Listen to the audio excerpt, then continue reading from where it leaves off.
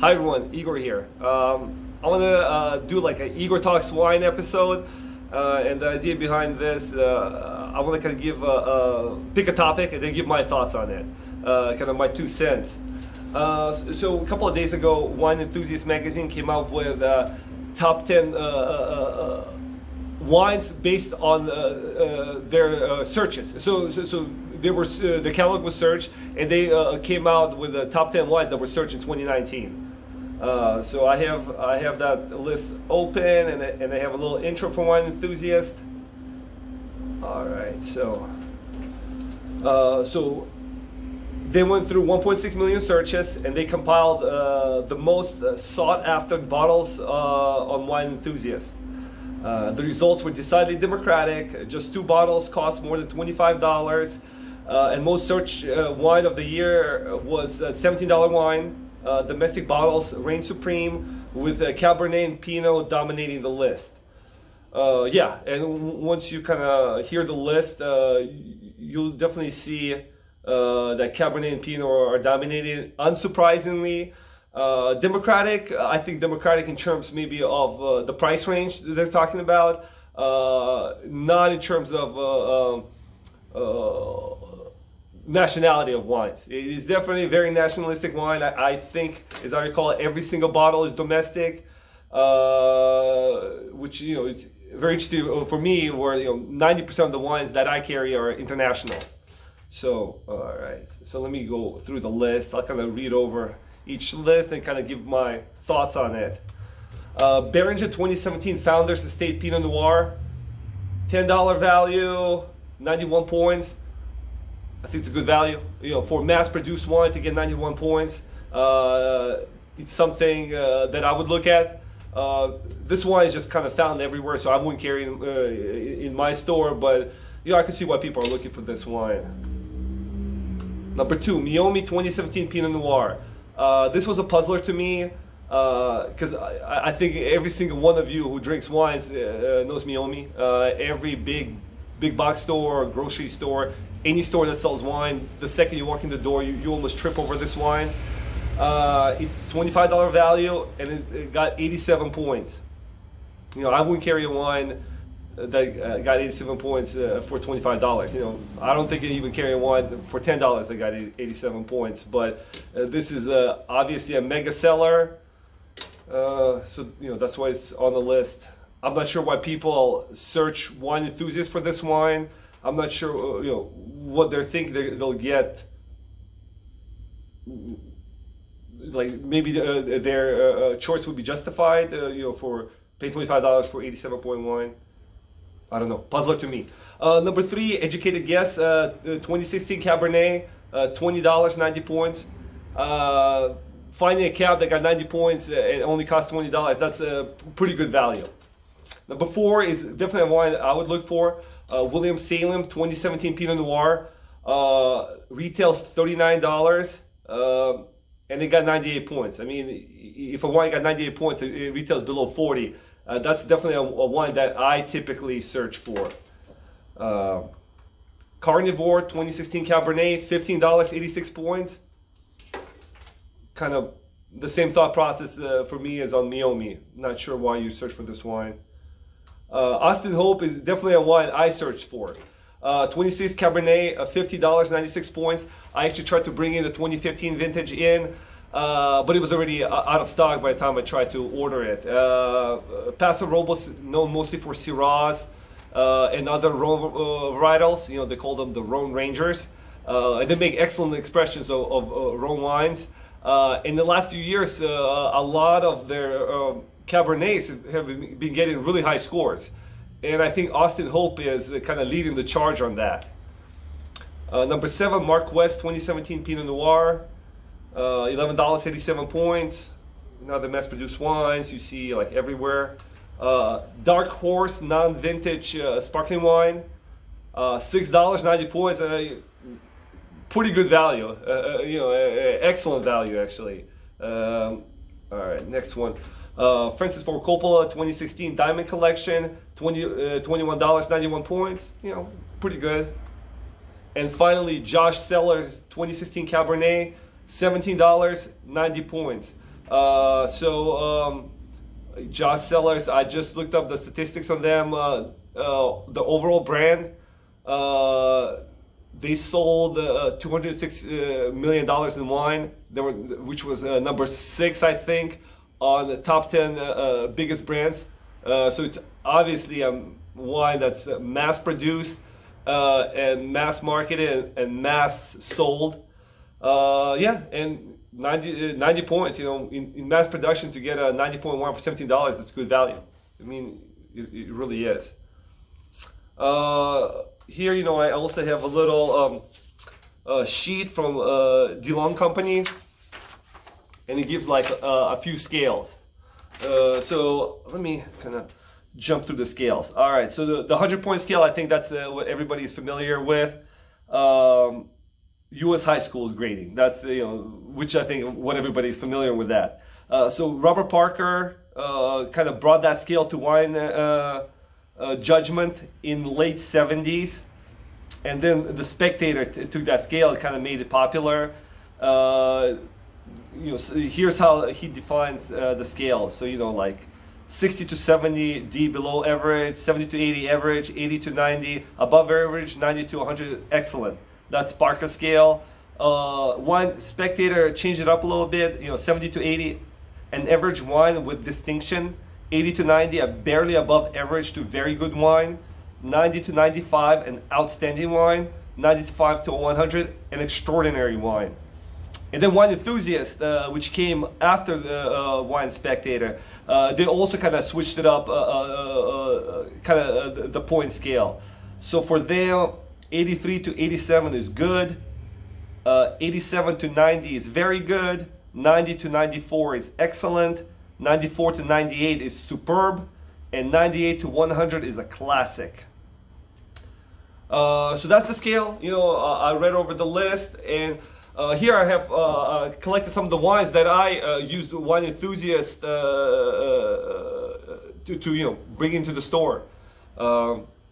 Kind of the same thought process. I think just like a lot of the people who were looking at the Wine Enthusiast searches, I kind of utilized them. But like I mentioned earlier, I look mostly for international wines, and because I think it's better values. And if you kind of if I go over some of the wines I have, I think you'll be able to maybe judge my thought process when I select wines. So the first wine is Idlewild. It's a Arnaz and Cortez blend from Mendocino. These grapes are these are white grapes that are mostly grown in Piedmont region in Italy. The region is mostly known for Barolos and Barbarescos, which made from the Nebbiolo grape. But these guys, Idlewild, they're trying to experiment something right here in Mendocino, and they're created, which I think it's a really great wine. So got 94 points from Wine Enthusiast. We sell it for $25, and it's made from interesting grapes. It's obviously not a Pinot and not a Cabernet, and I think you'll see that's going to be a common theme for my wines. Not a Pinot and not a Cabernet. The next one, here we go. Big Petite Syrah from Mettler. 94 points. I mean, this wine is deep color, Petite Syrah, make your teeth be blue, for the rest of the day. Same thing, retails at $25.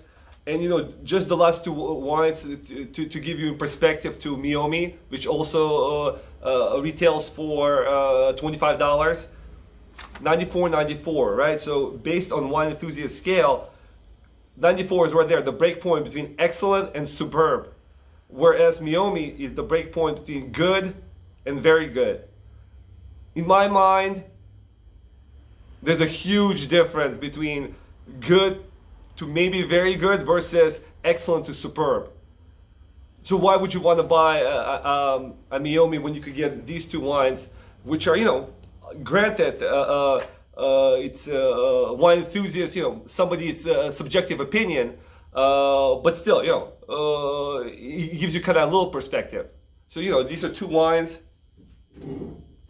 that I think sell just as the second most looked up wine in Wine Enthusiast is, but I think they're significantly better values. I mean, they're better drinking experiences, in my opinion. Here we go. Brooks Riesling from Oregon. Also another 94-point wine. We retail it for $27. You know, I deem it as a great value, and there's, outside of, you know, being an excellent wine, I think the other aspect of this wine that I particularly like is that it's not mass produced, and it's actually the opposite of mass produced. The wine, this particular blend, which is the Hopewell Vineyard Riesling 2017, is only sold through the winery. They have other wines in general distribution, but this wine is mostly sold through the winery. So I actually asked my distributor if I'm able to retail this wine from the store. You know, and I expected them to say no, but I was surprised that the winery agreed. And as far as I know, outside of the winery itself, I'm the only outlet that carries this wine. You know, and like I said, it's a Riesling, which is, I think, is a spectacular grape, but not a grape that a lot of people domestically drink, and specifically in California. You know, and I think California even has a marketing bias against Riesling because California cannot make good Riesling. You know, it's too hot. It doesn't have the weather or the soil to make great Rieslings. So it's not in their interest to promote Riesling. So, you know, it's in their self-interest to promote Cabernet, which is something they could make, you know, well when it's made well. It's not always made well, but anyway, that's kind of my thoughts on that. Here's another wine from, you know, Central Coast. We're talking about, you know, in the vicinity of Paso Robles. So this is a 93-point Rhone blend. Like I was mentioning earlier, you know, that's kind of the specialty of that area of California. This wine retails for $22, and it got 93 points. You know, I think once again it's in that excellent range. Anything 93 or below, you know, from Wine Enthusiast, I could retail below 25. I deem as like a great value. All right, and then now we're gonna go international. You know, I use some domestic examples of finding good values outside of the Pinot and Cab range. I wouldn't even say good values. Let me even kind of up the ante on that. Great values, and just about, you know, better than any value on the list that people search for from Wine Enthusiast. But now we jump into Austria. You know, if people do drink Austrian wine, most of the people know Austrians for their white grape Gruner Veltliner. But this is one of their domestic indigenous grapes, Blaufränkisch. I mean, it's definitely a tough grape to pronounce. You know, I had to practice quite a few times before I could pronounce it. Got 92 points from Wine Enthusiast. We retail it for $22. This is a grape from Südburgenland, which is a tiny appellation in Austria. And this producer, Ulf Scheiber, is considered the master of the grape from that particular appellation. You know, and I think finding a wine that's got 92 points for $22 from one of the best winemakers in the region, it's a spectacular value. But it's a wine where you definitely have to kind of get a little more adventurous and just gonna say, I'm gonna try something different. You know, just, you know, instead of settling conservatively, maybe for like a domestic Pinot, try the same, you know, like a light-bodied wine from Austria. Maybe this could be your next favorite wine. You never know until you try it. So, you know, that's kind of my 2 cents on this wine. And I'll give one more Riesling. This is a producer I love, St. Urbanshof. I've carried 3 or 4 of their wines. People who tasted some of their wines love them. This is, I think, maybe my best-selling Riesling that I have. And one interesting aspect about this wine is this is kind of entry-level old vine 2017 Riesling. Wine Enthusiast put this as one of the top 100 wines of 2019. got 90 points and retails for $19. And like I said, I think it's a spectacular wine, spectacular value, and I think Riesling is something that if you're in California, you're kind of used to it being mispromoted as maybe too sweet or too cloying. I think as a general statement, there could be nothing further from the truth. I think at its best, Riesling is the most dynamic wine grape in the wine world. I think it's more complex than some of the great Nebbiolos, some of the best Cabernets, which at their best they're also spectacular wines. But those examples of spectacular wines cost hundreds, if not thousands of dollars. You could get spectacular examples of Rieslings for a fraction of that price point. So this is kind of my 2 cents of what people search on Wine Enthusiast versus what I search on Wine Enthusiast and what I think are good values. So thank you for listening, and remember, drink different. Have a good day.